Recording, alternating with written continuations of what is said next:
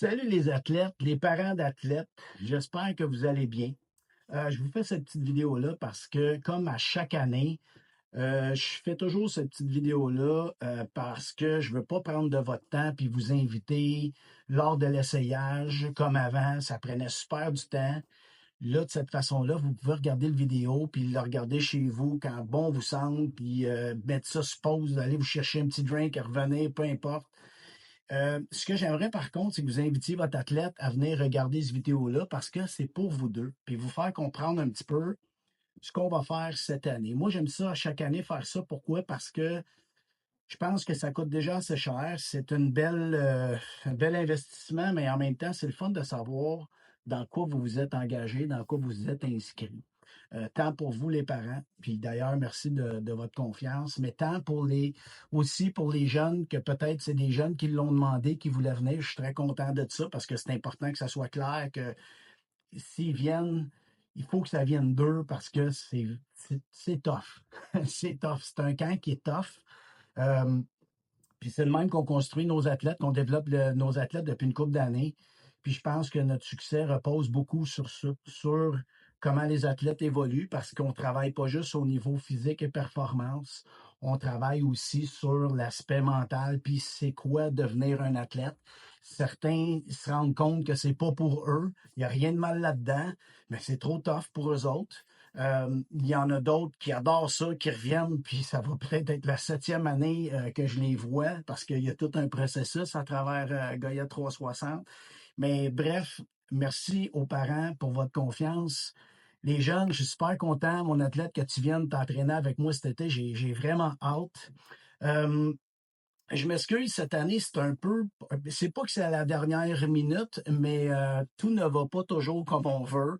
Puis je le sais que chaque année, mon problème, c'est souvent les vêtements. Puis la raison pourquoi c'est les vêtements, c'est que souvent les compagnies ont du stock backorder. On l'a vécu dans le passé.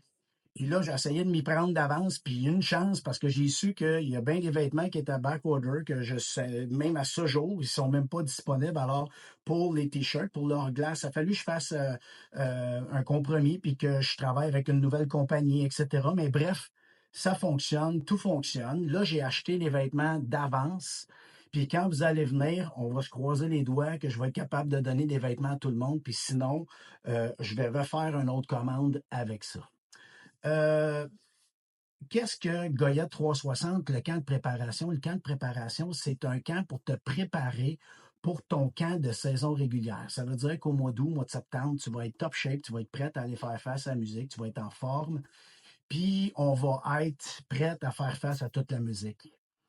Par contre, c'est quoi Goya 360? C'est aussi un procédé de t'enseigner c'est quoi devenir un athlète. Puis devenir un athlète, c'est pas juste sur la glace, c'est même pas juste hors glace, c'est aussi chez toi. Ça commence chez toi, dans ta tête. Ça sera pas facile parce que cet été, tu vas voir, il y a des journées, il va faire super beau, tu vas être dans la piscine, puis maman va te dire, let's go, faut partir, mon grand, let's go, c'est le temps d'y aller. Puis en plus de savoir ce qui va t'attendre, parce que tu vas travailler fort, ça ne te tentera pas, tu vas être bien soleil, c'est une belle journée. Fait que ça se peut que ça arrive, ça. Puis c'est là que tu vas développer vraiment tes atouts d'athlète. Être un athlète, c'est pas toujours faire ce qu'on aime, c'est faire ce qu'il faut. Donc, tu ne feras pas nécessairement ce que tu aimes faire tout le temps. Tu vas faire les affaires que tu as besoin, les exercices qui peuvent être très bons pour toi. Puis, on va s'en aller en progressant là-dedans. Moi, c'est ça mon travail, de te diriger, de t'amener dans ce que tu as de besoin, puis de t'amener où est-ce que toi, tu veux aller. Tu comprends? Puis je te laisserai pas changer de bord, je te laisserai pas changer d'idée, je vais t'encourager, je vais te pousser dans le derrière. De temps en temps, je vais te donner un coup de pied dans le derrière. Mais bref, tout ça pour le meilleur, puis faire en sorte que tu arrives où tu veux. OK? Par contre, il y a des choses que tu vas devoir faire. La première chose qui me vient à l'esprit, c'est ton engagement. Tu dois être engagé. C'est quoi être engagé? C'est quand tu viens pour travailler. Parce que si tu fais les affaires à moitié, tu vas voir que ça ne fonctionnera pas. Moi, j'ai une petite façon d'expliquer ça, c'est que tu n'as pas deux, trois façons de faire les affaires pour avoir du résultat. C'est tu fais les affaires soit ordinaires ou tu fais les affaires extraordinaires. Ça veut dire que soit tu donnes à moitié ou soit tu donnes à plein, Mais si tu te donnes dans le milieu, ça se peut que ça marche, mais ça se peut en maudit que ça ne marche pas. Puis quand tu travailles ordinaire, ben, tu as des résultats ordinaires. Tu ne peux pas travailler ordinaire puis t'attendre à avoir des résultats extraordinaires. Fait il faut que tu travailles de façon extraordinaire. Puis croise tes doigts, man, il faut que tu aies des résultats extraordinaires aussi. Puis il y a juste cette façon-là de travailler. Il faut travailler fort. Tu comprends? Puis en plus de ton engagement, tu vas devoir développer ta discipline. La discipline, c'est quoi? La discipline, c'est d'être là, d'être assidu à tous les jours. À chaque training, tu essaies d'être là, tout le temps, tout le temps, le plus que tu es capable. Tu essaies de ne pas en manquer parce que c'est un programme de développement. Ensuite, quand tu es là, tu vas faire part de ton engagement. OK? Fait que c'est les deux valeurs importantes, l'engagement et la discipline. Puis il y en a un autre, c'est la responsabilisation. Puis là, j'espère que maman, papa, puis mon athlète, vous êtes tous là. Là, mon athlète, je veux que tu comprennes ça. Ta maman ou ton papa, ils ont peut-être pas juste toi à s'occuper. Ils ont t'as peut-être une petite soeur, un petit frère, t'as peut-être les deux. Bref, il n'y a pas juste toi à t'occuper. Fait que toi, tu vas devoir commencer à te responsabiliser. Tu as un uniforme, ton uniforme est obligatoire à tous tes entraînements. Arrange-toi d'y penser. Si tu n'as pas ton uniforme, tu vas payer un prix. Ça, c'est certain.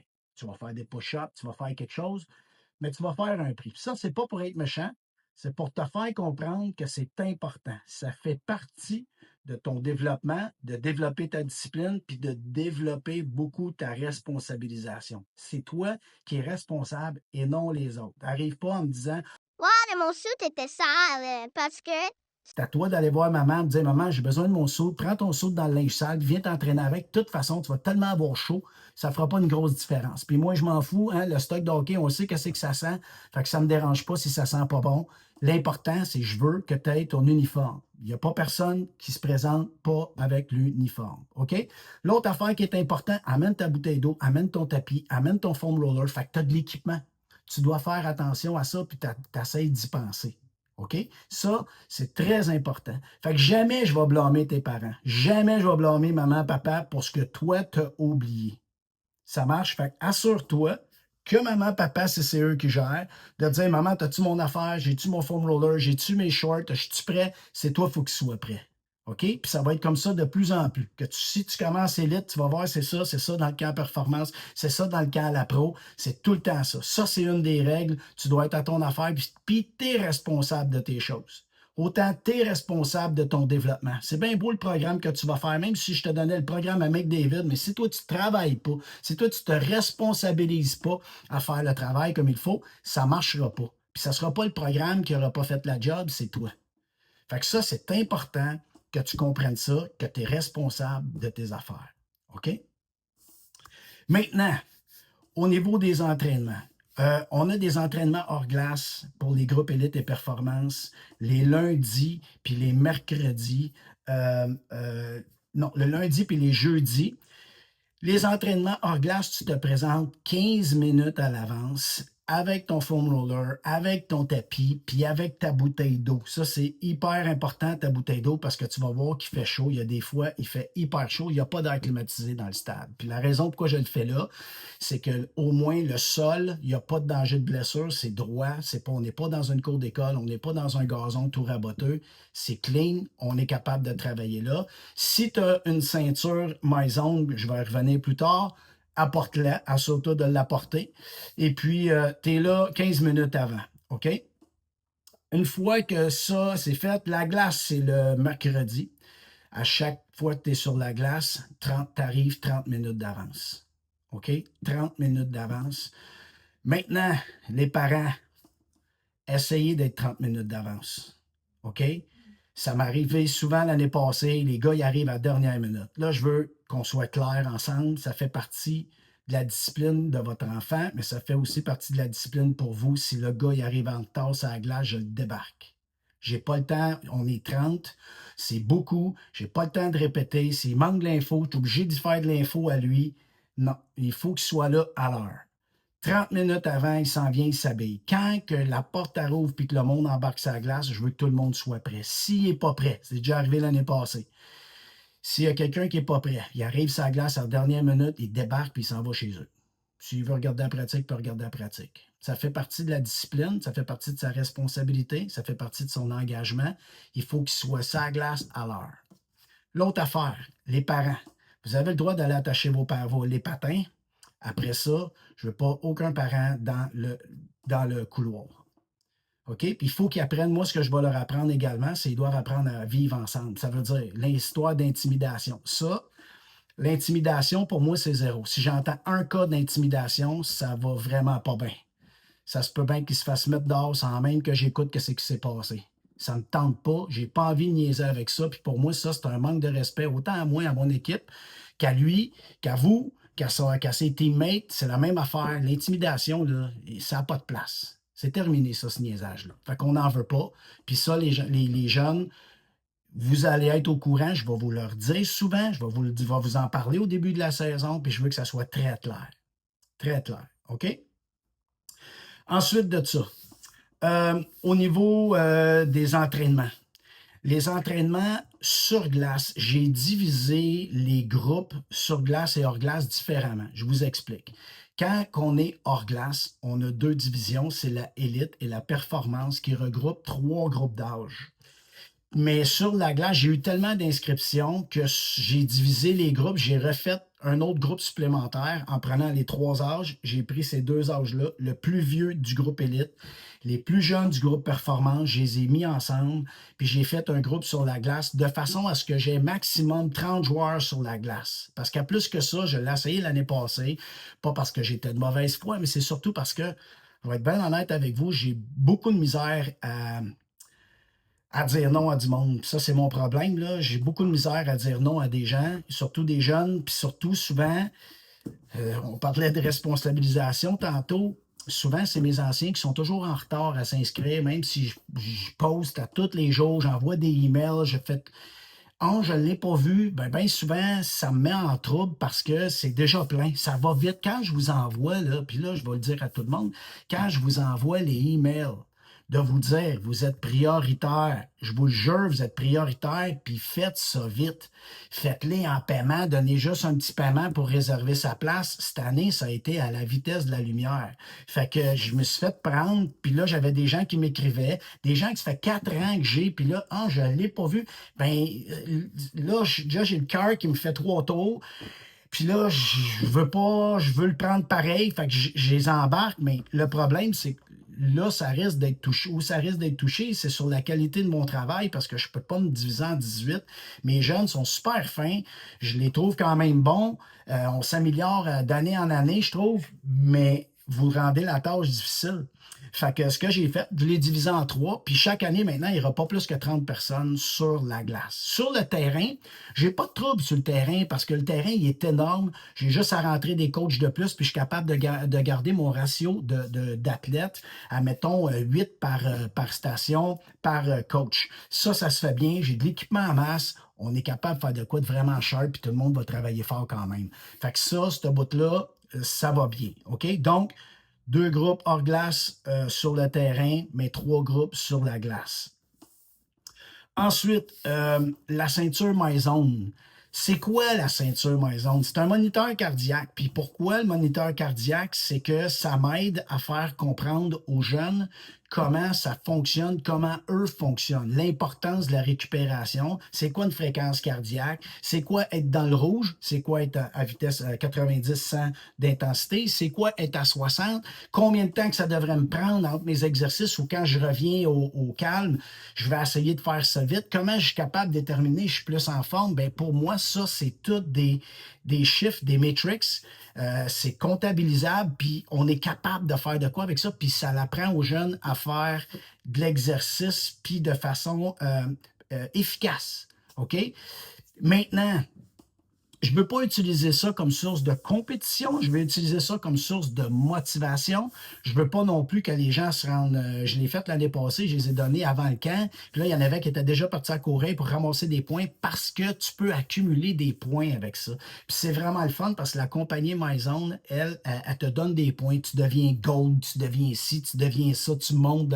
Plus tu fais de l'exercice parce que c'est quelque chose qui motive les gens, les adultes, à faire de l'exercice. Moi, je l'utilise pour mieux faire, pour faire de la compréhension au sein des jeunes. Ça nous donne un outil de motivation, puis je vous jure, ça marche.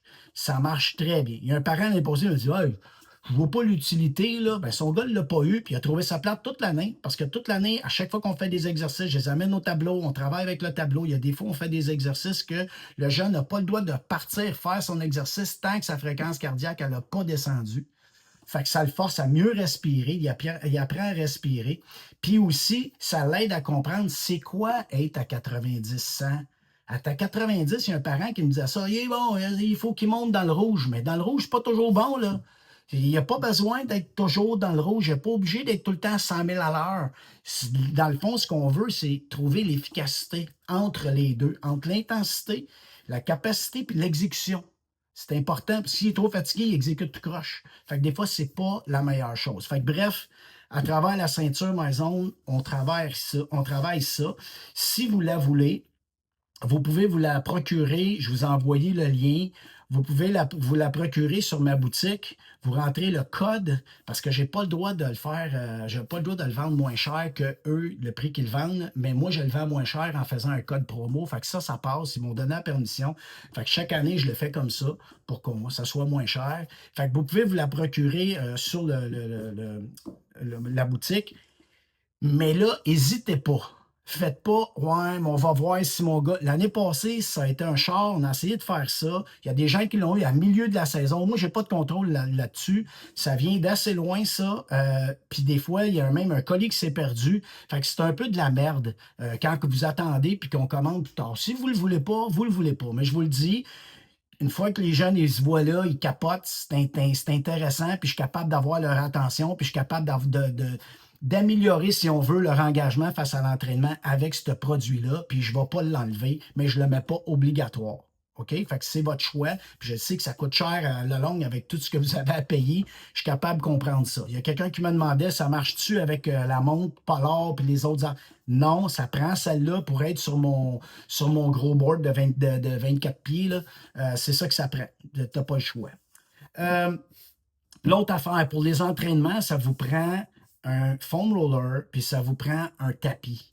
L'année passée, j'avais plein de tapis. Là, il ne m'en reste pas beaucoup. Je pense qu'il m'en reste 3 ou 4 tapis. Là. Mais sinon, sur Amazon, je vous ai mis des liens. Vous pouvez avoir un tapis et un foam roller super pas cher. Puis ça fait la job sans problème. L'autre chose que je voulais vous parler, c'était quoi donc?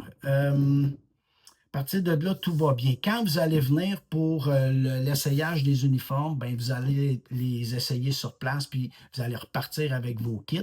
Si jamais on ne les a pas, on les commande, ça ne sera pas très long. Maintenant, Combine, cette année, nouveauté, on fait un Combine. Hey, là, je vous le dis, là, ça se peut que ça aille tout croche, cette histoire-là. OK? Mais je veux le faire. Je l'ai toujours fait avec d'autres groupes, des camps de hockey, etc. Cette année, je veux le faire pour moi, puis me suis dit, ça serait le fun qu'on note l'amélioration. Fait que ce qu'on va faire, on va se faire une journée combine où, pour la première journée, tout le monde va se voir, les jeunes vont se côtoyer pour la première fois pour certains. On va faire des petits tests physiques. Et puis, je vais peut-être avoir besoin de parents volontaires. J'aurais besoin de parents volontaires parce que j'ai des entraîneurs, mais j'ai bien des entraîneurs qui ne peuvent pas être là cette fin de semaine-là. Écoute, j'en ai qui jouent au deck hockey, machin truc. Puis moi, je leur ai promis, c'était tout le temps en semaine, notre travail.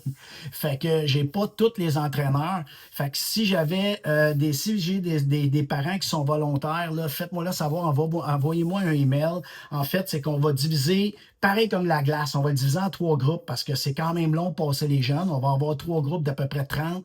Puis, on va rouler avec ça. On a 3 heures. Je pense que c'est 9 heures, 10 heures, puis 11 heures. Je vais vous envoyer la communication pour ça. Puis ça va être vraiment sharp. Il faut qu'il vienne avec son uniforme. Puis on va s'enregistrer, prendre des photos. Bref, on va se faire de quoi de cool. J'espère que ça va bien aller, OK? Puis ça va juste servir. Puis après, au lieu de refaire un autre événement de même pour mesurer, puis encore une fois, tout faire ces affaires-là, on va le faire à travers la dernière semaine. Mettons qu'on a, je pense, c'est 5 ou 6 exercices. On va les rentrer dans les exercices qu'on a à faire, dans notre workout. Fait que mettons qu'il y a un sprint, ben aujourd'hui, il va y avoir le sprint, puis le sprint, il va se faire timer. L'autre pratique, il va y avoir une autre affaire. Fait que comme ça, on va être capable d'avoir des données avant-après, puis sans être obligé de faire 2 gros événements pour rien.